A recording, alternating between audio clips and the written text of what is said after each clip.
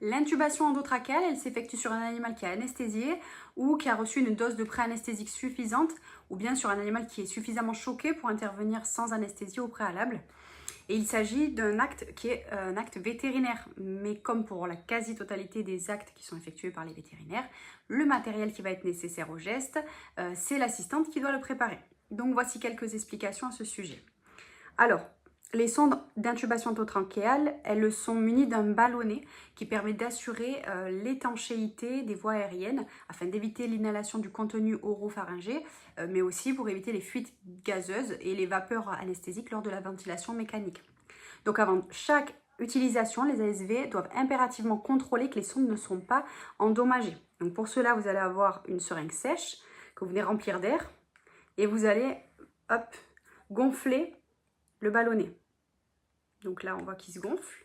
Et le but, c'est d'attendre quelques secondes pour être sûr que le ballonnet ne se dégonfle pas tout seul. Si c'est le cas, ça veut dire qu'il y a une fuite. Et donc, qui dit fuite et dit danger pour l'animal.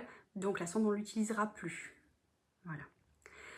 On viendra gonfler ce ballonnet une fois que la sonde elle est en place.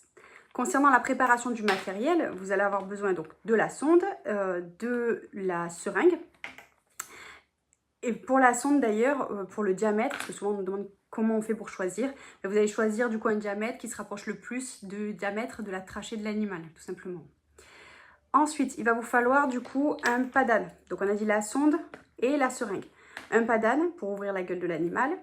Un anesthésique local qui va vous permettre d'endormir la muqueuse laryngée pour faciliter l'intubation endotrachéale. Et ça va empêcher la stimulation du réflexe laryngé. Ensuite, il va vous falloir une compresse sèche pour tenir la langue en extension, un laryngoscope et un lien pour fixer la sonde en passant soit derrière les oreilles de l'animal, soit au-dessus de la mâchoire supérieure. Et vous allez aussi devoir préparer à proximité votre appareil d'anesthésie gazeuse pour pouvoir immédiatement venir accorder la sonde avec le circuit anesthésique.